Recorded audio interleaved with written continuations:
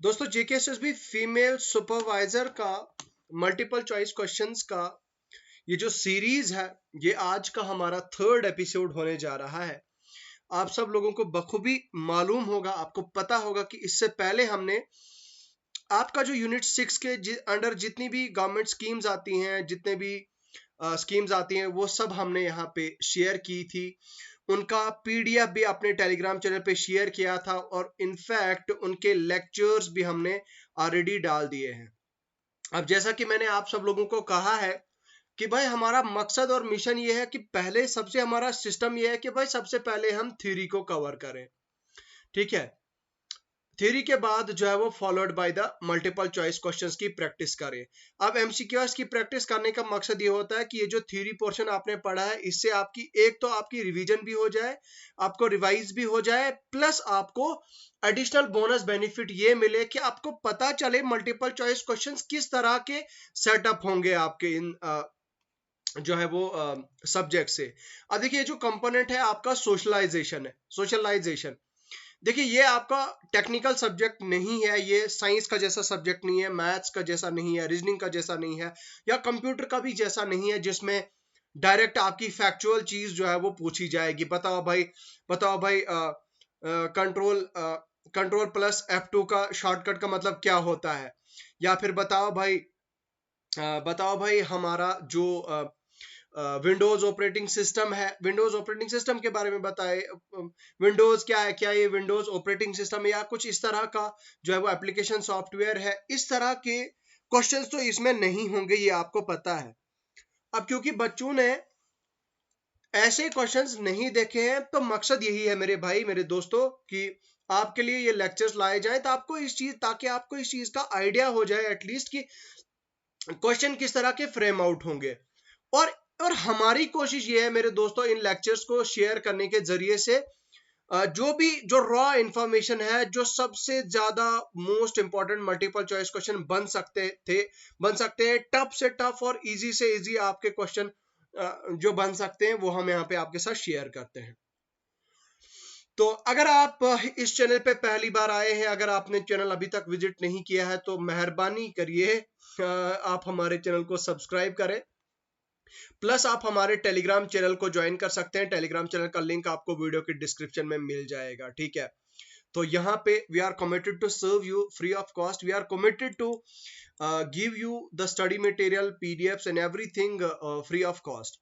सो आज का ये वीडियो हमारा सप्लीमेंट्री न्यूट्रिशन प्रोग्राम को लेके होने जा रहा है कि भाई ये जो सप्लीमेंट्री न्यूट्रिशन प्रोग्राम है, इस पे मैंने ऑलरेडी एक सेशन कंप्लीट कर लिया है। तो अब इसमें आपके सप्लीमेंट्री न्यूट्रिशन प्रोग्राम में मल्टीपल चॉइस किस तरह के बन सकते हैं, आज का वीडियो यहीं से स्टार्ट करते हैं। So what is SNP? SNP का मतलब क्या होता है? What is the full form of SNP? तो इसका मतलब क्या हुआ? इसका मतलब हो गया सप्लीमेंट्री न्यूट्रिशन प्रोग्राम। ये रहा आपका answer. Which government initiative does SNP fall under? तो भाई बताओ मुझे, जो हमारा सप्लीमेंट्री न्यूट्रिशन प्रोग्राम है वो कौन से गवर्नमेंट इनिशिएटिव के अंडर फॉल करता है? सोशल वेलफेयर स्कीम है, एग्रीकल्चर डेवलपमेंट स्कीम है, ICDS है, या फिर एजुकेशनल प्रोग्राम है? तो इसका आंसर क्या होगा? देखिए अगर आपने पढ़ी है थ्योरी तो आपके आंसर आने चाहिए, आप इसका आंसर पहले ही कर देने चाहिए। तो ये आपका आता है ICDS प्रोग्राम के अंदर, ठीक है, integrated child development services, ICDS integrated child development services of India, ठीक है। नेक्स्ट, अब यहाँ पे हमारा नेक्स्ट क्वेश्चन जो है, नेक्स्ट क्वेश्चन आपकी स्क्रीन पे ये रहा। What is the primary focus of supplementary nutrition programme? Educational development, agriculture productivity, nutrition improvement, infrastructure development. तो क्या मकसद है SNP का? तो SNP का मकसद क्या है? यहाँ पे देखिए आपकी स्क्रीन पे, इसका मतलब यह है कि भाई न्यूट्रिशनल डेवलपमेंट। अब भाई नाम ही है। मुझे एक बात बताओ, ये कॉमन बहुत ही जो है वो मतलब देखिए इसका मतलब क्या है, सप्लीमेंट्री न्यूट्रिशन प्रोग्राम। अब नाम से ही आपको पता चल रहा होगा, नाम से ही आप समझ पा रहे होंगे कि SNP का मतलब क्या होता है, सप्लीमेंट्री न्यूट्रिशन प्रोग्राम। तो दैट मीन्स ये SNP होगा, ये दैट मीन्स ये न्यूट्रिशन के रिलेटेड होगा, ठीक है, दैट्स इट। तो चलिए बढ़ते हैं आगे नेक्स्ट क्वेश्चन की तरफ, और नेक्स्ट क्वेश्चन आपकी स्क्रीन पर ये रहा, which age group does supplementary nutrition program primarily target for reducing undernutrition? देखिए सबसे पहले तो आपको ये चीज टर्म पता होनी चाहिए कि भाई अंडर न्यूट्रिशन क्या चीज होती है। अंडर न्यूट्रिशन या मैल न्यूट्रिशन जैसी टर्म्स आपको पता होनी चाहिए ये क्या होती है। अभी तक मैंने सारा पढ़ा लिया आपको, तो बताओ सप्लीमेंट्री न्यूट्रिशन प्रोग्राम का टारगेट क्या है? 0 से 3 साल, 3 से 6 साल, 6 से 12 साल, 12 से 18 साल। बताओ भाई इसका टारगेट क्या है? What is the target of supplementary nutrition programme?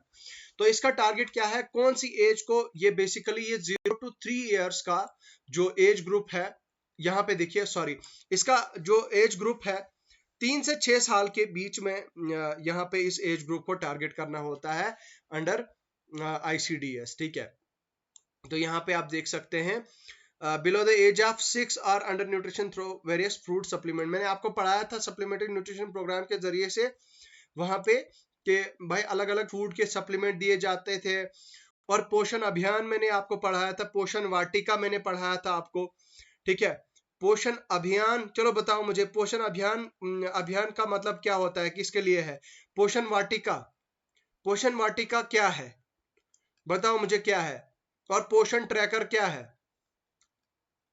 इन तीनों पे मैंने अलग से वीडियोस बनाई हुई है। चलिए बताइए मुझे कमेंट सेक्शन में लिख के। Now the question is what is the objective of one full meal programme Arogya Lakshmi? तो भाई Arogya Lakshmi one full meal programme का मकसद क्या है? What is the primary objective? Promoting education, reducing maternal and infant mortality, in agriculture development, infrastructure development. तो भाई बताओ promoting education है? ये तो नहीं होगा, ठीक है, मील के बारे में बात की जा रही है। Reducing maternal and infant mortality, agriculture development, ये भी नहीं होगा। इंफ्रास्ट्रक्चर भी नहीं होगा। तो भाई आंसर क्या होगा? आंसर आपका reducing infant and maternal and infant mortality. देखिए जब मैंने आपको आरोग्य लक्ष्मी से आप समझ पा रहे होंगे कि ये क्या है कि देखिए यहाँ पे मैंने आपको पिछले जो मैंने पढ़ाया था आपको पोषण अभियान, पोषण वाटिका और ये सप्लीमेंट्री न्यूट्रिशन प्रोग्राम में मैंने आपको कहा था 3 सेक्शंस ऑफ द सोसाइटी। सबसे पहले प्रेग्नेंट लेडीज, उसके बाद lactating mothers,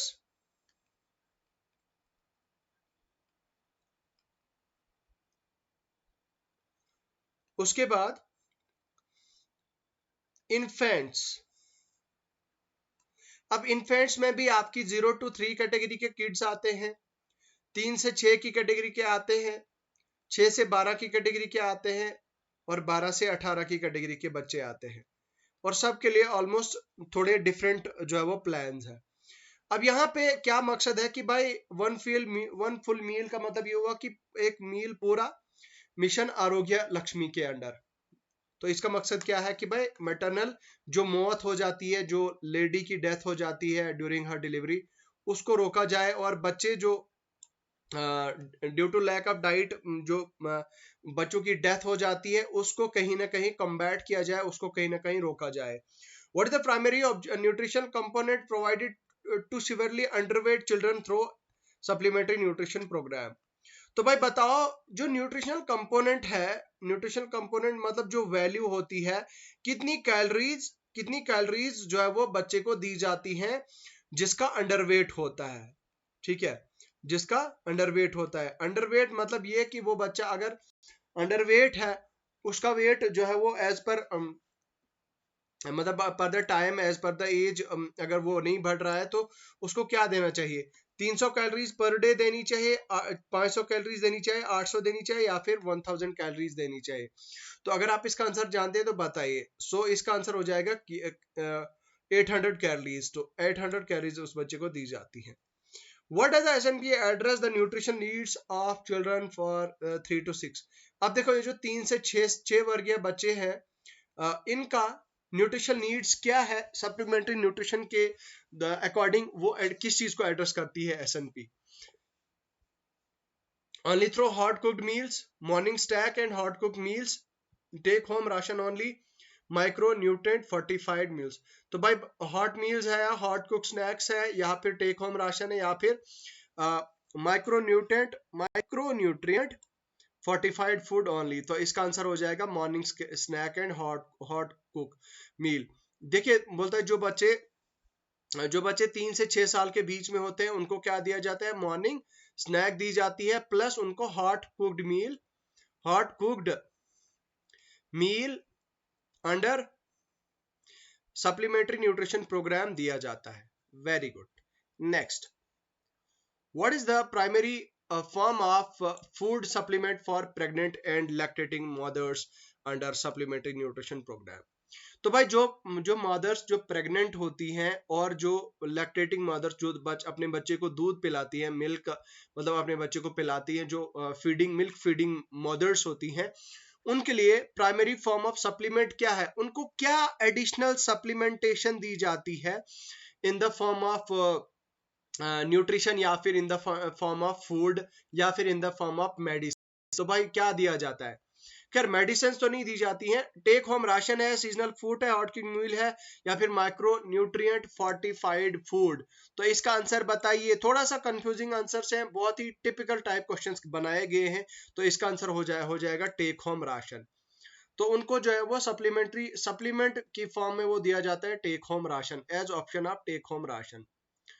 what age group is covered under supplementary SAG scheme for adolescent girls.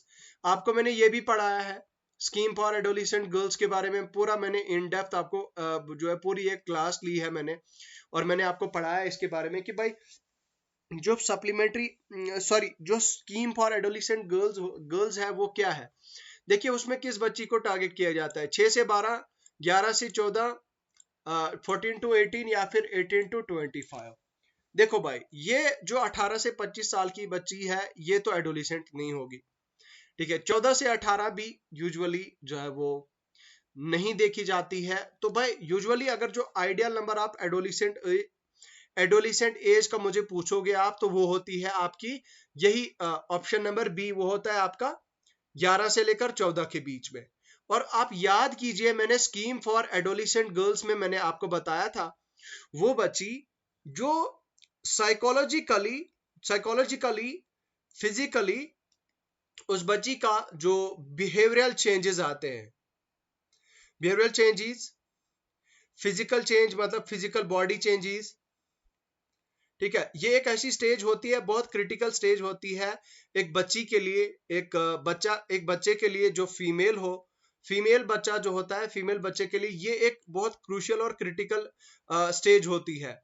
अब यहाँ पे क्या होता है, देखिए तभी ये स्कीम फॉर एडोलिसेंट गर्ल्स लाई गई है। स्कीम फॉर एडोलिसेंट मतलब एडोलिसेंट गर्ल्स के लिए स्कीम लाने का मकसद क्या है, वो मकसद ये है कि भाई देखो ये एक ऐसी इतनी क्रिटिकल एज ग्रुप होता है, इसमें क्या होता है कि जो बच्ची होती है वो उस बच्ची का जो रहन सहन, उठना बैठना है, उसका बिहेवियर वो सारी चीजें जो है वो अकॉर्डिंग टू द ट्रीटमेंट जो उसको उस टाइम पे मिलती है, अकॉर्डिंग टू द इन्वायरमेंट जो उसको उस टाइम पे मिलता है, ठीक है, उसी हिसाब से उसकी सारी जो है वो ओवरऑल डेवलपमेंट होती है। तो उसके अलावा देखो ये एक और दूसरी क्रूशियल स्टेज इसलिए होती है क्योंकि यहाँ पे इस पे जो सेक्सुअल सेकेंडरी ऑर्गन्स होते हैं, सेकेंडरी ऑर्गन्स जो फीमेल के होते हैं वो ग्रो करते हैं, ठीक है, ग्रो करते हैं। आप जानते हैं कि जो मंथली जो महीने के बाद मेनोफाज जो पीरियड्स मंथली जो फीमेल्स को आते हैं पीरियड्स, तो उनका आना जो है वो शुरू हो जाता है। उसके अलावा जो बाकी सेक्सुअल ऑर्गन्स जो है वो उनका ग्रो होना जो है वो स्टार्ट हो जाता है। तो कहीं ना कहीं ये स्टेज काफी ज्यादा क्रूशियल होती है। इस स्टेज में एक बच्ची का जो साइकोलॉजिकल बिहेवियर है वो टोटल चेंज होने लगता है। अब अगर एक बच्ची होगी, मैंने आपको दो एग्जांपल के साथ समझाया था। मैंने आपको एक कहा था एक बच्ची है जो काफी रिच फैमिली की है और एक बच्ची जो है वो काफी पुअर फैमिली की है। जो रिच की फैमिली की होगी उसको स्पेशल ट्रीटमेंट मिलेगा, ठीक है।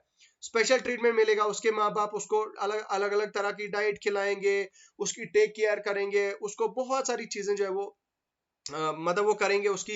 लेकिन जो पुअर बच्ची होगी बेचारी, उसका बाप दिन भर कमाई करने गया होगा, शाम को घर आएगा, उस लड़की को घर का काम भी करना होगा, ठीक है, घर की मुसीबत होगी, वो सारी चीजें होगी, तो उनकी जो ओवरऑल डेवलपमेंट होगी वो काफी ज्यादा, उसमें काफी ज्यादा जो है वो डिफरेंस होगा। तो कहने का मतलब ये है स्कीम फॉर एडोलेसेंट गर्ल्स इसीलिए लाई गई है। तो I think this much is sufficient regarding scheme for adolescent girl, तो जो मैंने आपको पिछले पीछे भी बताया था। अब देखो प्राइमरी ऑब्जेक्टिव क्या है स्कीम फॉर एडोलेसेंट गर्ल्स का। देखो ये जो स्कीम फॉर एडोलेसेंट गर्ल्स है, इसका मकसद क्या है कि ऑप्शन है एजुकेशन प्रमोट करना, reducing adolescent malnutrition, women education, enhancing agriculture skill. ये तो आंसर बिल्कुल भी नहीं हो सकता है, एम्पावरमेंट भी नहीं हो सकता है, या तो ये हो सकता है या तो ये हो सकता है।